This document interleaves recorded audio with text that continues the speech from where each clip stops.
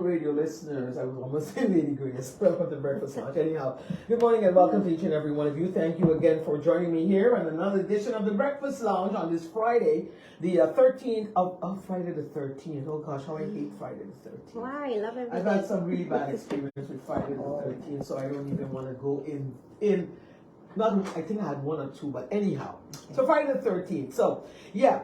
Now, before we get into our discussion this morning, for those of you who are following the Breakfast Lounge every morning, earlier this week here on the Breakfast Lounge, the President and Treasurer of the NAPB, namely Inspector Rochelle Mauricia and Ms. Janice Phillips, outlined in the Breakfast Lounge some of the grievances facing the members of the various departments within the Justice Ministry. One of the main issues being the new police law, with new salary scales, function book, and the national decree to enact the function book for the Ministry of Justice. Now, we're going to get to that in a bit, but of course, like I mentioned earlier this morning, the Minister of Justice, the Honorable Ms. Anna Richardson, is joining me here in the Breakfast Lounge this morning. Minister, good morning and welcome. Nice to see you and a Happy New Year again. A blessed morning to you, Lady Grace. Thank you very much for having me on your program. Happy New Year to you and to your listeners as well. Thank you for joining us this morning, and I look forward to us having a fruitful discussion. All right, and of course also to your viewers on Facebook who are following you on your Facebook page too. Okay, now before we get into talking about the grievances of the members of the police department, yes, the NAPB, and a whole lot of other stuff, you had a town hall meeting last night. We did. Talk about that. We did. Let's talk about that. Absolutely. First. Thank you. So first of all, good morning to everyone who attended the town hall last night. Thank you for attending once again. The reason that we decided let's have a town hall meeting and invite all the justice workers is to break the whole online back and forth discussions that we're having in the public sphere regarding matters that directly affect the personnel of the Justice Ministry. Our personnel were invited, and we took that opportunity to be able to present to them the facts of the matter. What are the facts of the matter? We presented or we delivered a presentation that covered 4 pillars: what, where, how, and when. The what is, we're discussing the status of our function book, the approved function book that was approved in December 2021. We spoke about the fact that the police law is complete. We spoke about the new salary scales being complete. And we spoke about the fact that those items were sent to His Excellency on December 9th of 2022. With sending those though, it was brought to the attention of, yes, you have 2.3 million reserved on the 2022 budget, because we really were of the position and we elucidated that according to the request. These funds are reserved, and we recognize that, you know, we have to pay on an annual basis lump sums of monies to the officers that are due to receive it. However, the response was that by law, the governor has to know what that total sum is in order for him to sign the 𝐷𝐵𝐻𝐻 or the decree with general measures, because he's subjecting the country to this financial obligation. And for that reason, it was necessary to return it to us. On the 15th of December is where we received that advisory. And that element of the computing, calculating the total sum that the government owes. Okay, so then we move into the where. Where are we now? Can I ask a question? What is the total sum? So that is why I'm going to advise you now. All right. So that is where we are now in terms of needing to go to ANTEC and GAMA. These are 2 institutions that currently work with the government in terms of their payroll platform. The Ministry of Finance would have been the one to be involved with us, but because to shortage in staff, etc., they were not able to dedicate this kind of time to us. So we reached out to ANTEC, and ANTEC was able to pool all of the historic payroll information, because you have to know what employees have received over the years. And then you have our company in Curaçao that is assisting us, who've been computing based on your approved function book what those salary scales come with and what you are expected to pay from January 2023 onward. These two figures must come together, and a subtraction is necessary. Once we have tallied all of those figures, we would be able to answer your question and the question of all. How much does the country owe? But this is where we are right now in that calculation period. So that is the where that we covered. Where are we now? And how it's being done. It's being done system. Everything is being extracted from the payroll system that Antec is assisting. And as I said, the company in Curacao bringing together, this is where we are. But when you are bringing information for 600 plus people, it's meticulous work. And you have to ensure that you do this correctly. You review it. There's a lot of eyes. There's a lot of back checking. You have to make sure all staff is in there. You have to make sure that all the overtime and dark hours and tulachas and all of this are considered. And that's all recorded. It's all recorded, but you have to find it. One of the other challenges that we've had in this ministry, because the Ministry of Justice, let's be honest, has been a ministry that has been neglected for years. And its administration is not in place as one might think it is.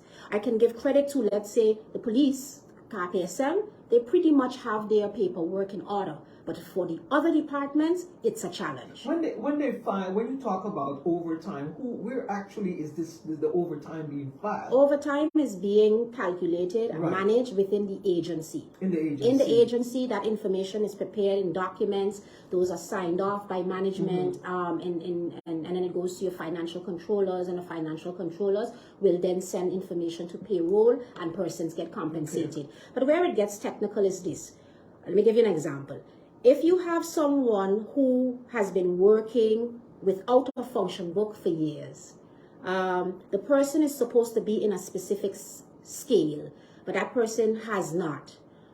The part of the calculations right now is to determine if the person had been in the correct scale back then, how their overtime was to be calculated. The difference in that, you have to pay them. It is meticulous work. It really requires time, energy, focus. Okay? This is not just paying out money. We are all a part of this as a country. But should an individual, each officer, know exactly what the scales, what his ranking, his or her ranking is, and what he or she is entitled to? They do. They know it. And that is why you have, for example, the placement committee that is currently happening.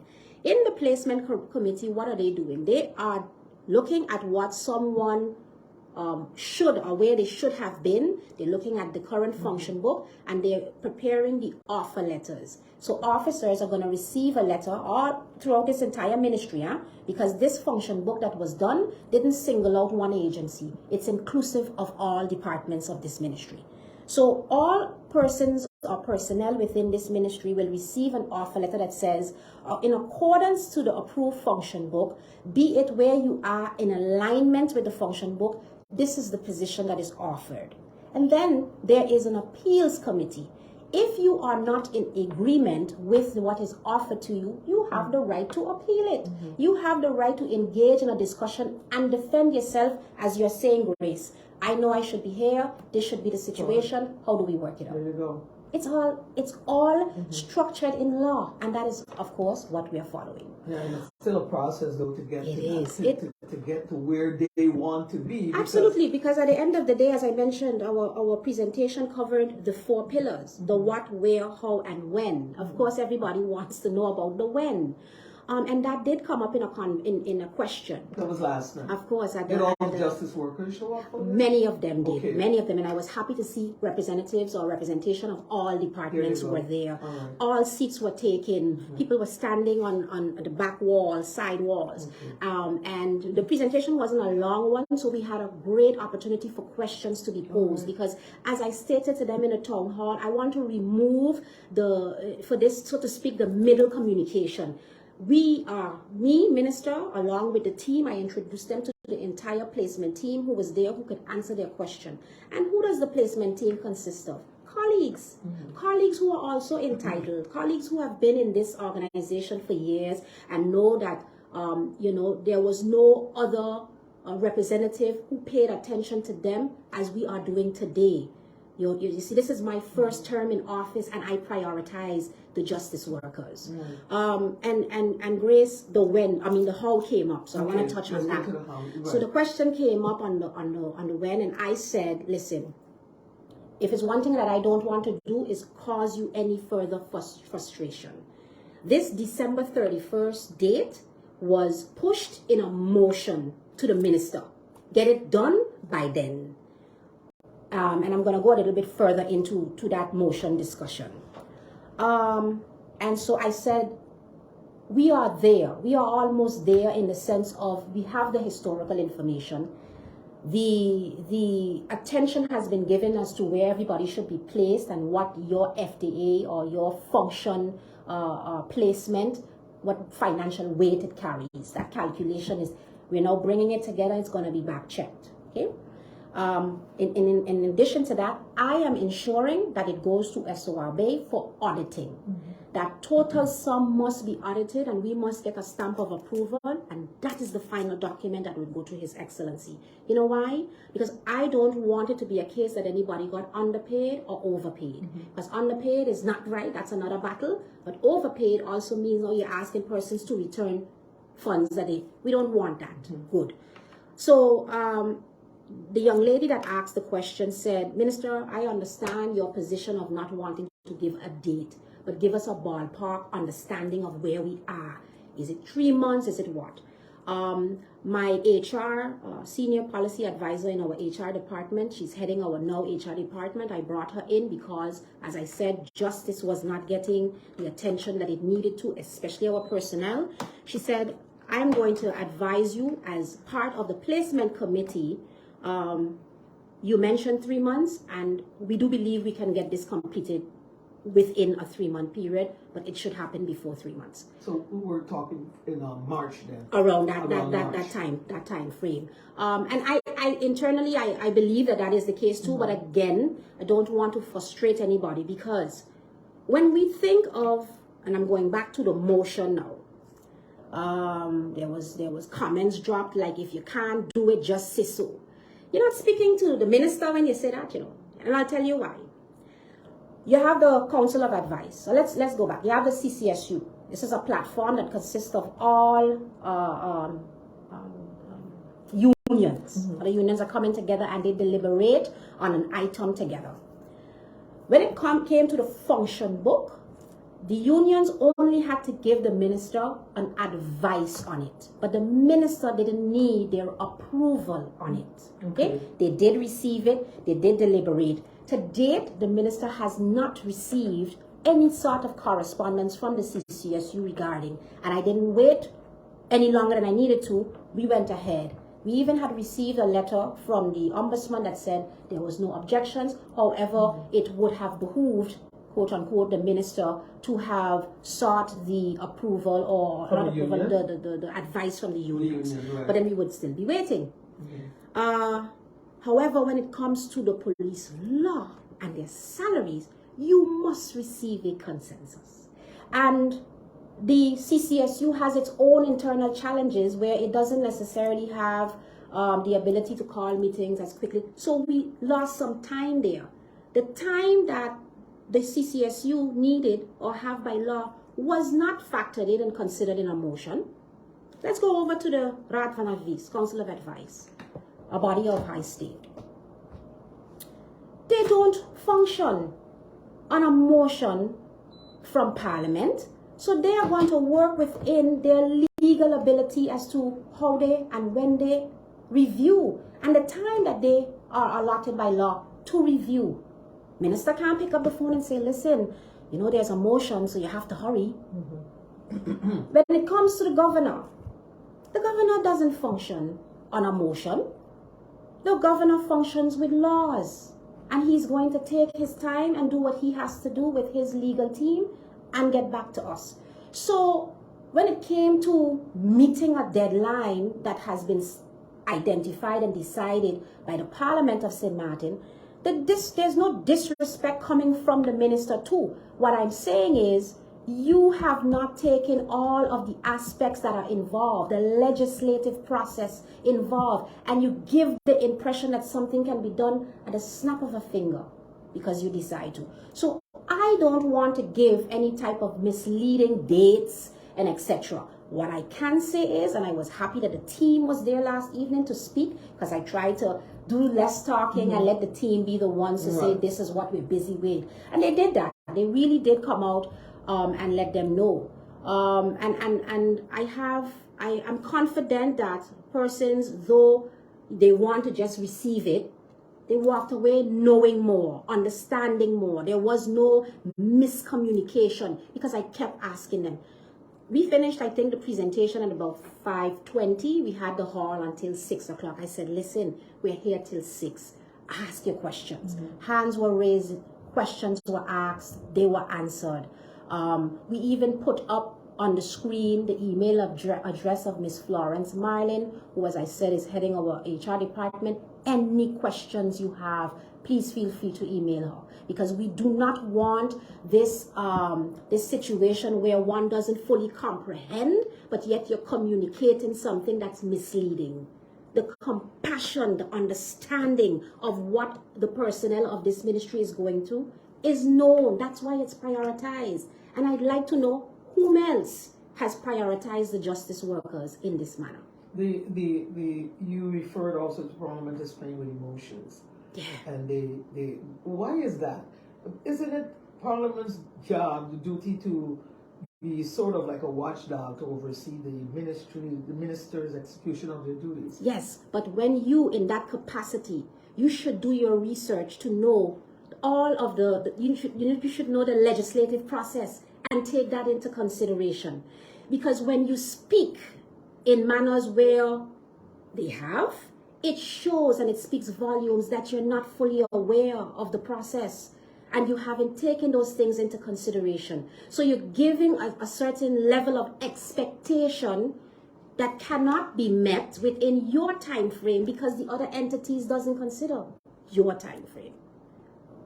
So when does you said there's a time frame of basically 3 months that you will begin payouts for these? This is what we see. This is what we see when we talk about the actual paying out of the situation, because the calculation is literally the last, and that is exactly where we are right now. We are in finalizing those. Like I said, all the information has been gathered, but we have to be able to submit this. RPS, their pension plans, have to be updated correctly, because one of the discussions we have is a 16.3%. Whereas, historically speaking, all departments and ministries have the 16.3 incorporated in their salaries.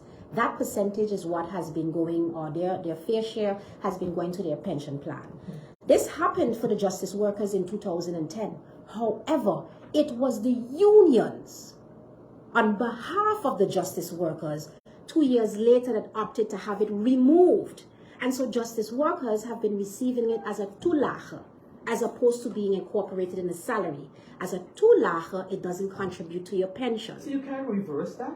This is what we're busy doing it. Okay. The retroactive payment is a part of the reversal. Okay. So we are considering that decision was not a good decision back then, but it was a decision of the unions. Yeah? And so now the unions are fighting to have it put back and also pay their staff. So at the end of the day, you have to really understand what it is you're dealing with. That was one of the reasons that I had even asked the unions in the beginning, please secure yourself legal advice and maybe even financial advisors, because at the end of the day, the decisions you're making on behalf of your members can either positively or negatively affect them in the future. Here we are 12 years later, and the justice workers are being mistreated and so forth. Yes, but you contributed to that when you made the decision to have it removed. You know, acknowledge these things. And where we are, there should be no public back and forth with the minister and the unions at this stage. We should be banding together now that we are in a final phase and get this done. Don't you think that they probably feel like it's not moving fast enough, though?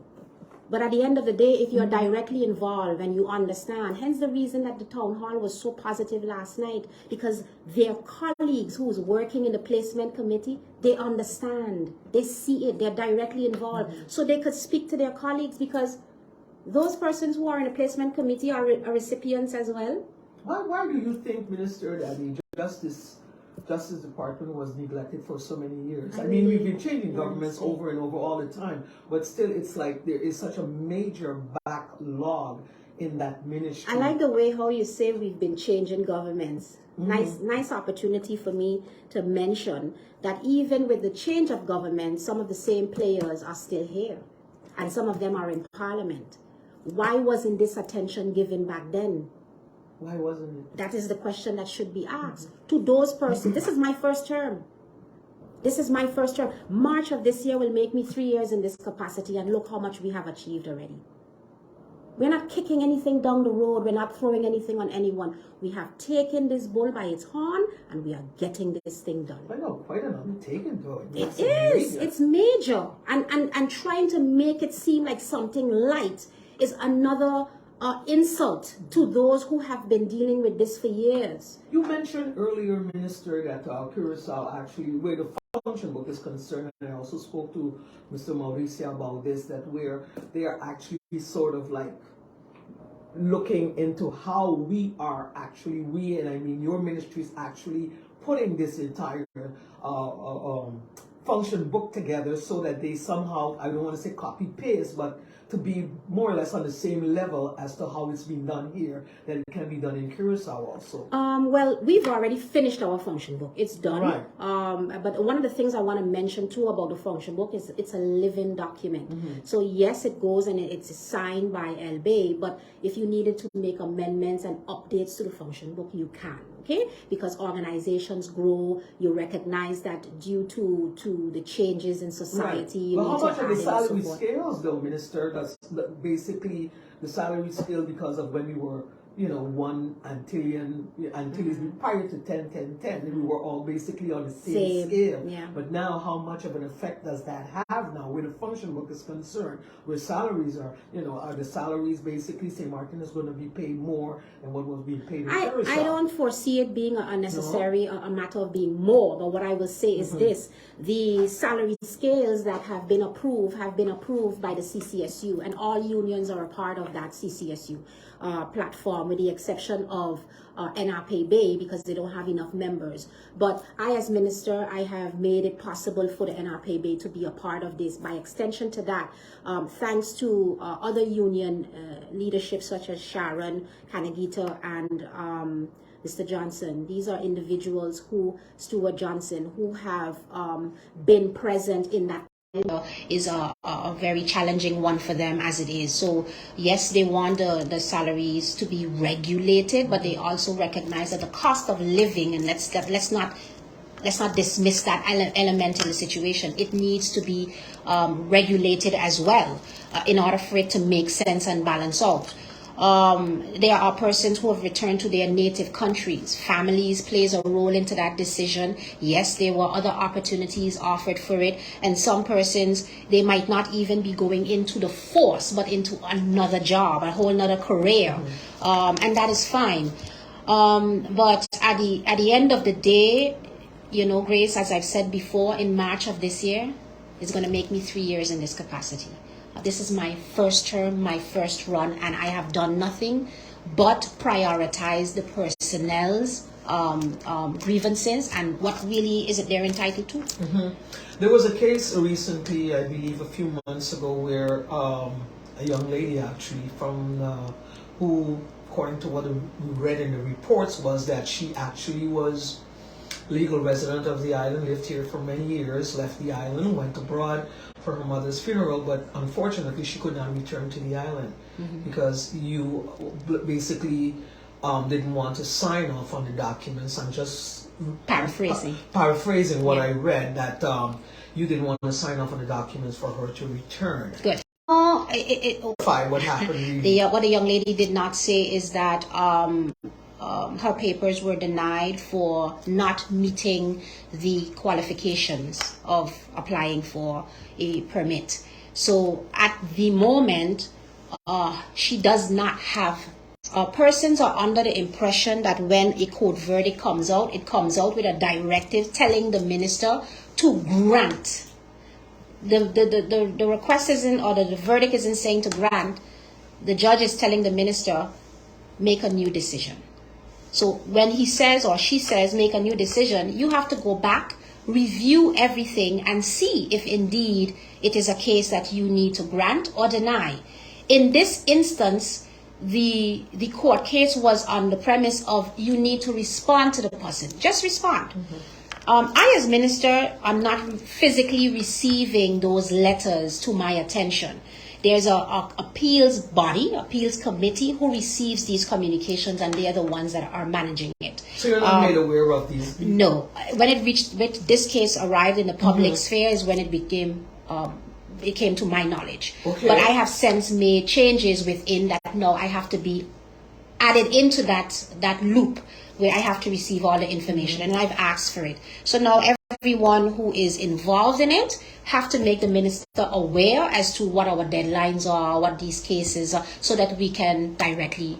Some people might find it micromanaging, but I have to, because at the end of the day, the buck stops with the minister. The minister's name is who's published in the public sphere, but I mean, anyone who is logically thinking about this can't really believe that I, as a single individual, is a part of all the operations in the ministry. But the buck stops with you. Where I am directly involved in it until we can get this rectified, where persons are systematically receiving their responses in a timely manner. Why was it also that this caused quite a frenzy here on the island, that this story that was published on it was all over the news, that where persons actually who had children that were born here in St. Martin were entitled to legal status, a Dutch passport, and then it turned out, I mean, the governor wasn't there any control there before that went to press, you know, because it caused quite a controversy here in the country. My phone was ringing off the whole. People were like, yeah, Lady Grace, you read it in the paper this morning. I said, hey, listen, read the fine print.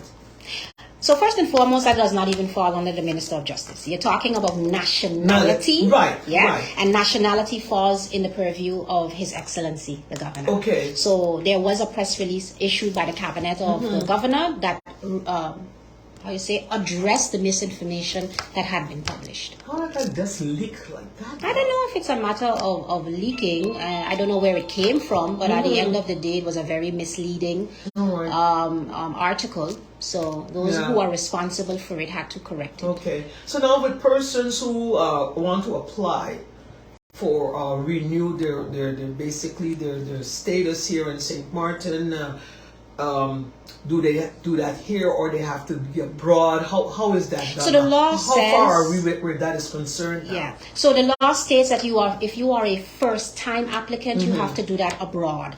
Also, persons are this is something that I want to be able to get out, is the information. I try to ask my staff for us to publish as much as possible the information so persons are aware. But it does require you to read. If you have had status on the island, but lapsed in providing the information necessary to reapply for it, and you fall out of that 3-month grace period to reapply, you literally go back to being a first-time applicant. And for me, that's a very sad thing, so because you start all over. And if you're starting all over as a first-time applicant, even though you've been on the island, it requires you to leave. But there is an opportunity to receive an exemption from the minister that could give you more or less between 6 to 8 weeks of a grace period to remain on the island while you submit or while your paperwork is being processed. But you have to act. I have been granting exemption papers since 2020, since I came in.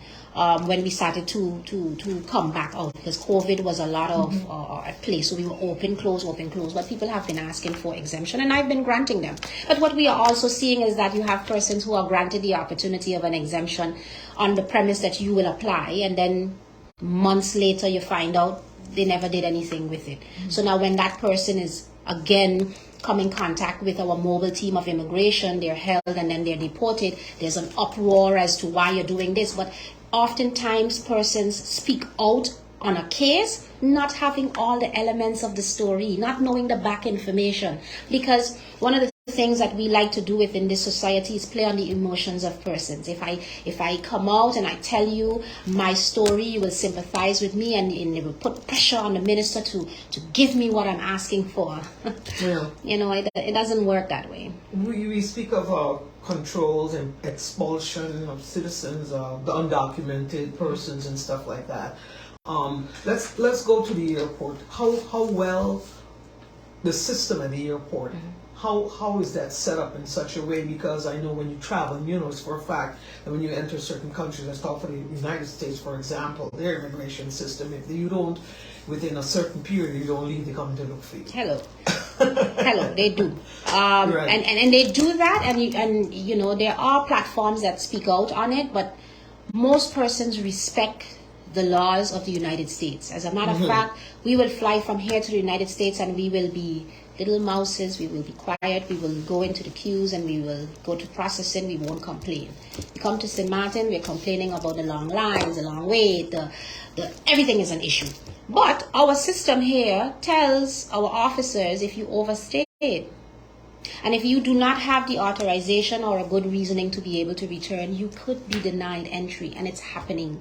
The enforcement of the laws is happening. It is happening. Okay. We have persons who are refused entry. We also have persons who are in situations where they were born on the front side, but they use the Dutch side as their point of entry and exiting, and then wanting to come back through the Dutch side, but the Dutch side can see that you overstayed. You don't have papers like physical documents, because neither Dutch nor French side, because you're born on the island, mean you automatically get the rights. That's just the fact. Okay. So not because you were born on the French side means that you should not also see to it that you obtain your legal status, especially if your parents don't hold that legal status. Same way on both sides. So you have persons who can show that they were born on the French side, traveled out of the Dutch side, want to come back into the Dutch side. The Dutch side is saying, no, you cannot travel back in through the French side. No, I can't travel back because I would need to travel via and that would require me to get a visa. You have to get the visa. That's another thing too. Everyone wants exemptions from visas. We had several cases where persons want to come from one destination to St. Martin. They come to the Minister of Justice. Can you give a visa waiver for this person to come to St. Martin? But where does the person have to travel to, and can they show me proof that they have applied for the visa? No, it's going to take too long and sorts of things. And I'll tap into a specific aspect where that is concerned also. And it is a case where they want the minister to grant them this visa, but they have to go through transit. The other countries you have to transit through isn't honoring no document from the Minister of Justice of St. Martin stating that they are giving you an exemption of a visa to come here. And then they are calling me and they're saying, but Minister, I have no jurisdiction there. You know, when you are planning an event here on St. Martin, a concert or any type of anything, you have to ensure in that planning phase, you know who your artists are, what nationality they carry, and as such, do they need a visa to travel here?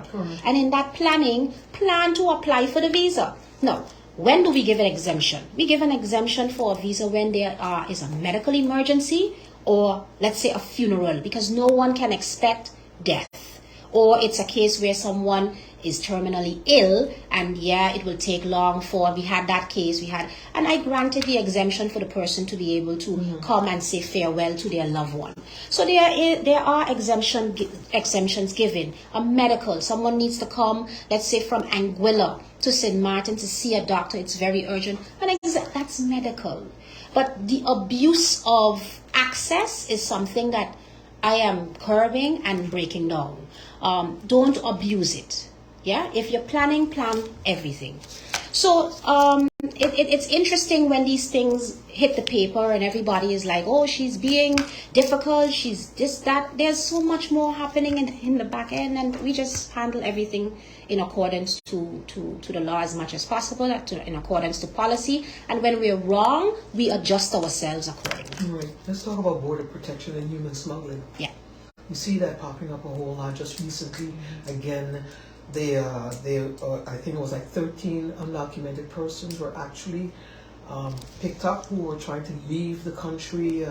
Well, we see more and more that there is more human smuggling occurring, especially in our region. Yeah. And people are being dropped off here. Yeah. Well, what I've learned in this capacity is that we are a hub. So yes, we have persons who come to St. Martin and will migrate in, but they're also using St. Martin as a channel to press on to other destinations, that's been like that like for a very the long US time. and so forth. Right, correct. So it's a very big operation. The islands within themselves, the law enforcements of themselves are really trying to work together to curb that as much as possible. But indeed, it is an operation that is happening quite often. But there are a lot of efforts to be able to tackle it. You can't pinpoint exactly what they put the dots to where exactly the islands, because there's certain locations, certain islands that they're actually frequently coming from, that are actually doing the smuggling of these innocent people who are paying thousands of dollars, and then they drop them off. Let's say, for example, here in St. Martin, tell them, okay, you're in the Virgin Islands now, you're in the U.S., and they think they are until immigration. You know it, Grace. Yeah. You know it. That is exactly the case. But we have to manage that because your population cannot. Your population has to be managed. And when we talk about the management of population, that speaks directly to law enforcement, because you need to grow your forces to be able to manage your population as well, and that as well costs us money around the clock. So we have to be able to manage the population, and that is part of my purview when it comes to immigration. So whilst I know persons have their reservations about the human rights and freedom, etc., we all want that, but we have to do it correctly and we have to do it wise. When these people are picked up, and then they're basically incarcerated, so to speak. Where are they housed? Where are they housed? They're in holding. They're in holding. They're in holding. So in holding. We put them in holding, but where exactly? We have two facilities. So if it is not a large portion of persons, we do have our holding facility in Phillipsburg that is just for a few days, because what we do very quickly, and it does cost the country money, unless they have funds on them, then their funds are contributed to their passage back to their country. And if they don't? And if they don't, then we as a country, we're footing the bill. So that's why I'm talking about it's money around, and these are the things that has to be considered. It's costing us.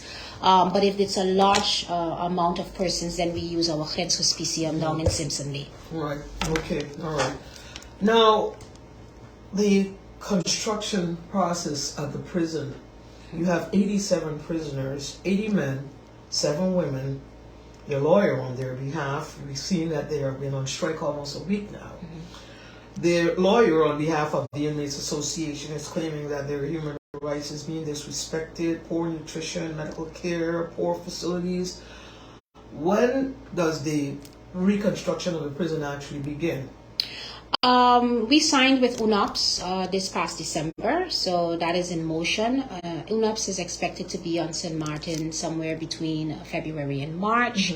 The first phase of the operation will take place in terms of us identifying a location where we will construct a new facility, or a temporary facility, so to speak, to be able to transfer the inmates from the existing facility to that one, so that we can demolish our existing prison that is over 30 years old. But when we get into the specifics of the claims of the attorney, it's quite interesting when we say things like poor nutrition. Where did she execute their analysis, their medical analysis, to be able to draw such a conclusion? When we talk about, and you know, I think that the director of the prison did a very good job in being able to bring light to exactly what's happening there. If we could remember back when this same attorney wanted us to release everybody from in that facility during COVID. She wanted us to release everyone. These persons are not just plucked from our society and placed in a facility. They are individuals who actually did, in some cases, heinous crimes. right? And it's really unfair to state that their human rights are being violated. To what extent? How? You know, the director even, I mean, his article was very long where he outlined so much. We have inmates, at least 4 of them, that have graduated completely the GED. There are 11 who took part, many more encouraged. You have the sewing center, you have the computer lab, you have so much activities. Look at the before and after, the facility team that is busy there, how they've transformed their open space from a very dingy and just ugly, for the lack of a better word, environment to one that is so beautiful. I know, and one thing I will agree with them on is that I too do not believe that per se the evaluation system for parole has been going the way that it's supposed to. And I had a meeting with the parole board to discuss this. How are you going about your evaluations? And part of their issue is manpower, because there's a lot that has to be done. But I indicated to them that even though you may not have the quantity of staff in comparison to other parole systems, that we cannot allow that to be a factor as to why we don't evaluate as quickly. But the evaluation comes with its criteria. So one who may be in the facility and literally it's working on them being there, that individual may have a hefty sentence. How often do you visit the center? I have gone to the prison quite often. And I've even spoken physically. When was the last time? For the graduation in December, I was at the facility. And that is published in the newspaper. And it, you know, in that opportunity, you have, like I said, 11 inmates that was so happy about this. We were all in one room. I even indicated to them, it pleases me to see the 11 of you sitting next to each other. Every time one came up and got a certificate, they were dapping each other, they were smiling, they were congratulating each other. When in a facility like the prison, it's often said, we just have to separate them because this gang and that gang and this one don't get along. These individuals were so supportive of one another, and we would like to see all the inmates engage in each other and support each other this way. We're talking about family day that's happening at the prison every 3 months. Families are coming and meeting with their loved ones. Yes, we're talking about so many different positive things that's happening. And as I mentioned before, this is the same lawyer that wanted us to release everybody in COVID-19. And now we come back to the same lawyer saying STDs is a reason for us to be able to release individuals into our society. We have to be realistic, and we have to be able to see the agendas and the motives.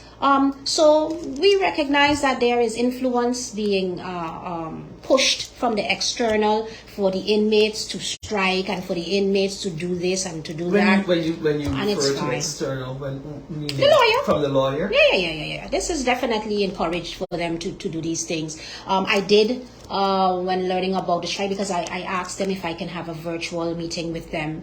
And we did this virtual meeting around 6 o'clock in the evening, I think it was. And I asked them, I said, is there a reason that you sent your communication to the media before sending it to me? And they indicated to me that based on my attentiveness with everything else that they see going on within, it became clear to them that I had not received their letter. I said, okay. Now I understand. So they had sent it through management, and I also asked management, you know, what was the reason that I didn't receive it? And from management perspective, they believed they had it under control well enough to deal with it, the director, and they didn't need to come to the minister. The inmates disagree with that, and they brought it there. And then I arranged for me to at least have a virtual meeting with them. As I said, it happened late in the evening. It was a little after 6. We discussed it. They have already made public what their grievances are. So we're dealing with that. We're working on that. Let's make it public like also how often the doctor goes also to check on the patients. Yeah. What does the daily menu look like at the prison? Yeah. You know, Sure. could you share that with So the I listeners? myself had written to Dr. Nau, I believe is his name, and I had indicated to him that, you know, you've taken over a practice that had committed itself or has committed itself to the prison. We need you to do the systematic checks on them. And the director is saying, yes, when there are emergencies, he is coming, but we do not have in our 30-year-old facility, we do not have an infirmary per se. It wasn't built to that capacity. And I have been to prisons. I visited Aruba, Curaçao in the Netherlands, and I've seen what infirmaries look like. In our upcoming structure, we do have that. So that is why it's an on-call situation of when needed will come. And then when we talk about the menu, allergies, what you can and you cannot eat is also ascertained. But of course, there are standardized meals. There's chicken. There's, you know, those regular cost meals that are given. But you get the supper with the bread and the cheese and these things. Now, if you notice in the director's response, he also made known that for those inmates who can purchase it, as well as on behavior, when they want to order from external, that opportunity is given as well. So if it is a case that there's a redundancy in your taste buds because you're eating the same thing, the opportunity is there for you to be able to order from external. External meaning the commissary? Chinese, pizza. Okay, that's possible. Oh yeah, it is possible. Okay. And that is what he stated in his article as well. Okay, all right. Minister, let's talk about your other priorities for 2023. We're getting close. Oh, we're getting close to it. Yeah. Oh, the list. The prison, of course, finalizing what we started the out. construction will basically start in February. So the UNOPS team will be on the ground in February, March. They're actually setting up an office here. So we're going to have the procurement process is going to start where they're going to publish for the tendering, etc. And agencies or companies that are in that field who are interested can put in for their bid to be a part of this. So when the actual new facility will be identified is something that is still in the discussion line. But this particular project will span between 3 to 5 years in the construction of. All right. What else is in the priority? Substations. I really want to establish a substation in the St. Peter's area. I read again, we have these school fights going on, and I really do believe that we need to have a station where the police officers are closer to our school district. What else do we have? I feel like I'm going to leave you and I need to make a list of this next time because it's so many things that's going on. I know usually you would come with your laptop. I didn't see you. Yeah, they didn't bring it with me today, but we do have an array of things, and I will be publishing those because I have not yet put out my New Year commitment as to what we want to achieve for this new year, so that is still coming. But the priority and the focus right now is that of what we started off our discussion about, and that is focusing on the personnel. And of course, within our community, we have just placed our 𝐉𝐬𝐜 application, the certificate of the declaration of conduct. We have published our online platform for persons to apply there, and that is moving pretty well. I want to once again thank our public service center management, the ministry, and the staff for all that they have and continue to do to support us in that line. But there are many entities that are now requesting for that conduct declaration, and so the volume has increased tremendously. And to be able to manage that better, we have placed it online because the wait period, it would span between 2 to 6 weeks in terms of when the PK Parquets, which is the Attorney General's office in Curaçao, are the ones where all of this information is managed, and then they have to be able to respond to each application and provide a 𝐉𝐬𝐜. So we've taken that online. I'm happy about it. The enforcement of the towing of cars, that policy was done and published. There is certain steps that is being put in place by our police department to begin really enforcing the towing of the vehicles this year. We're calling on towing companies that are interested in being a part of our program. Get in touch with us so that we can bring you into that rotation, so that vehicles on the front street, etc., that are illegally parking can be towed away. I see Minister 𝐉𝐻𝐺 has opened even more parking space, so those parking areas need to be utilized and not obstructing the freedom of walking for our pedestrians in various areas within the Phillipsburg area and beyond. What about the boardwalk when you try to regulate the traffic? Vehicular traffic on the boardwalk. On the boardwalk, it's a very dangerous thing, especially with the speed that I have seen some cars moving on the boardwalk. We have, persons who run, jog, children on their bikes, etc. These things have to be considered, and then the boardwalk was not made for that purpose. So a lot of enforcement is coming from those areas. We have the Justice, I should call it the Law Enforcement Institute of St. Martin needs to be established, because we do not have a proper facility for our law enforcement officers and even our administrative staff. They also need the attention of upgrades, of trainings and so forth, but we need to be able to do that in a proper facility. What about the uniforms? That is definitely a priority for me. So uniforms across the board. I have just established a uniform and protocol committee. And these ladies will be responsible for the inventory of our uniforms to ensure that our officers are receiving. One of the challenges that we do have, though, is that the processing of advices and payments, etc., it does take some time to be able to go through the channels, but that is definitely in the pipeline to be better handled. One of the things I'm also very proud of that we have happening, and I said that earlier on, is our personnel or our HR department is really being upgraded, and it is, we have two really enthusiastic, experienced individuals. That is Grace Marlin and Florence Marlin. Good morning to you, ladies.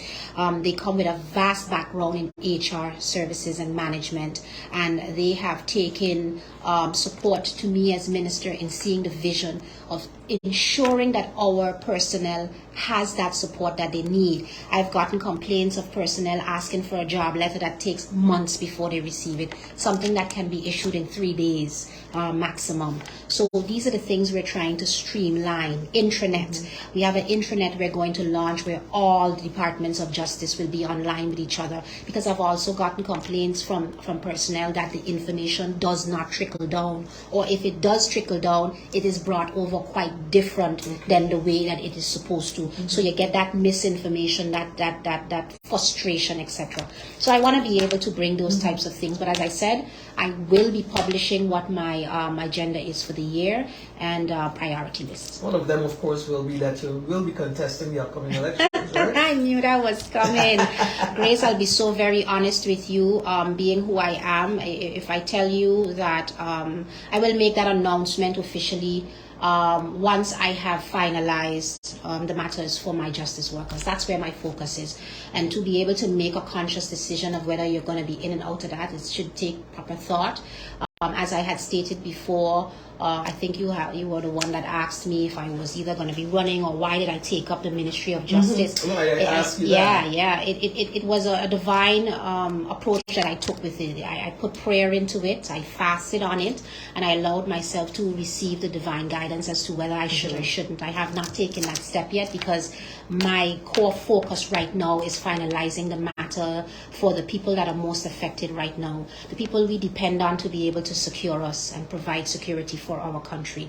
As I said before, no one can state that they did this for them. We are almost to the end, and I just want this finalized. I am not playing politics with this, and hence the reason we had the town hall meeting last evening to remove that element.